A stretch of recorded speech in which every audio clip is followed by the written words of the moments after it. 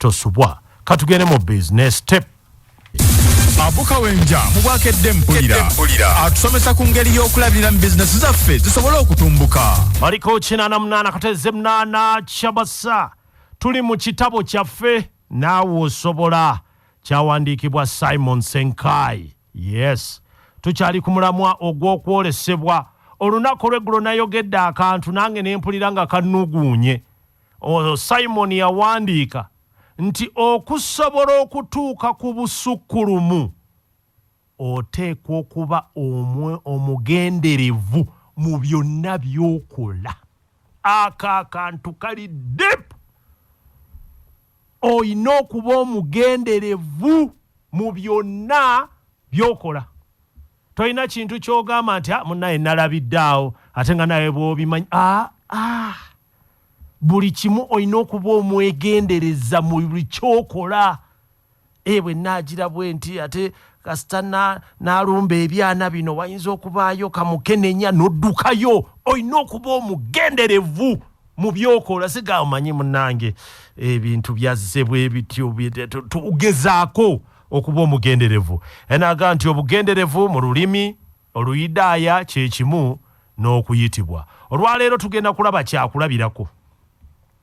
Omusiizi w'ebifaananyi aba amanyi bulungi nnyo kyagenda okusiiga nga tannatandika.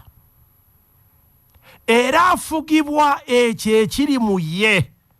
So si bino byalaba kubanga byonna ebirabika biva mu ebyo ebitalabika.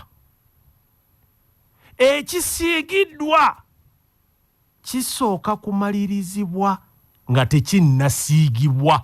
N'ekimalirizibwawa mu bwongo bw'omusiizi. Bw'otyo tosobola kuwewula musiizi wa kifaananyi okutuusa nga amalirizza ekisiige kye. Agenda okutandika okusiiga nga munda mu ye yakimaliriza dda.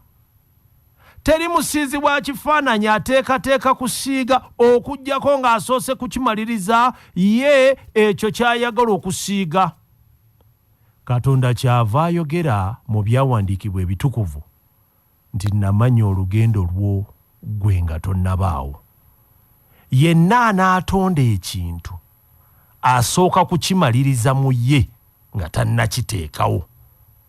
Kaabe muntu yenna ayagala okutandika omulimu gwonna gw'oyagala okutandika, olina kusooka kutambula lugendo lw'omulimu ogwo, olwo n'olyoka omanya bwe gunaatambula. Ekitegeeza osooka kufuna kwolesebwa mu ggwe. Kati omuntu alina obugenderevu obw'ekintu tasobola kuggwamu maanyi, ne bw'asanga okusomooza okwenkana kutya asigala atambula kubanga olugendo lwe aba alumanyi bulungi. Obugenderevu y'ensibuko y'amaanyi n'ensonga lwaki ekintu kyonna kikolebwa. Omuntu alina obugenderevu bw'ekintu tasobola kuggwamu maanyi, ne bw'asanga okusomooza okwenkana kutya asigala atambula kubanga olugendo lwe aba alumanyi bulungi. Obugenderevu y'ensibuko y'amaanyi n'ensonga lwaki ekintu kikolebwa. Obugenderevu egandi bannaye kino nino kikola ne bwe kinaatwala bbanga ki n'oguma ne kibaawo. Omuntu bw'amala okulaba omuyembe gw'ayagala ku muti, olwo n'alyoka alonda ejjinja erinaagukuba. Era mu kukanyuga ejjinja lino afugibwa ekyo ky'aluubirira era mu bugenderevu ng'akanyuga. Buli obugenderevu bw'ebikolebwa lwe buba nga tebumanyiddwa, ensobi ezikolebwa ziba nnyingi era n'okubuzaabuzibwa kuba kwangu nnyo. Olaba tuli ku bugenderevu kati. Kale si nsonga nkola gy'okolamu. Bw'oba tomanyi kuluubirirwa kwa Katonda eri obulamu bwo n'ekyo ky'okola, oba oyisa biseera, oyonoona maanyi go wamu n'ensimbi ezaalikoze ate ebintu ebirala, kubanga okubutaabutana kireetera omuntu okukola ensobi empitirivu. Ky'oyinza okukola kwe kumala ebiseera ebingi ng'okola ekintu naye ng'ate tekirina kye kikwongerako wadde ggwe okubaako ky'okifunamu. Kale kirungi nnyo okusooka okutegeera kiki ky'okola na lwaki okikola nga tonnaba ate kutandika kukikola. Enteekateeka y'obulamu bwaffe Katonda agirina era yagikola dda ng'engero 19 we zigamba. Kale twetaaga ffe kumuyiiyiza. Era Isaaya 46 egamba nti okuva ku 10 mpaka 11 alanga enkomerero okuva ku lubereberye n'ebigambo ebitannakolebwa okuva ku biro ebyedda. Ayogera nti okuteesa kwange kulinywera era ndikola bye njagala byonna. Kaakati tunaatera okuwumbawumba ensonga yaffe y'okwolesebwa. Twogedde nno okwolesebwa, twogera ku kwolesebwa. So tunaatera okuwumbawumba okwolekesebwa. Luga nti kiki Katonda kye yalina mu ntandikwa y'ebintu. Yatonda ebintu ebirabika n'abijja mu ebyo ebitalabika. Era ebintu byonna ebirabika bya kiseera buseera, naye ebyo ebitalabika bya lubeerera. Okawulidde ako? Ebintu ebirabika bya kiseera buseera, naye ebyo ebitalabika bya lubeerera. Kino kitegeeza nti ensi erabika ya kiseera kubanga eva mu nsi eterabika. Mu butuufu ensi eterabika y'entuufu okusinga eno erabika kubanga byonna bye tukola ku nsi biva munda mu ffe. Teri kintu kipya ku nsi kikoleddwa nga tekivudde mu nsi eterabika gye tuyita ensi ey'ebirowoozo.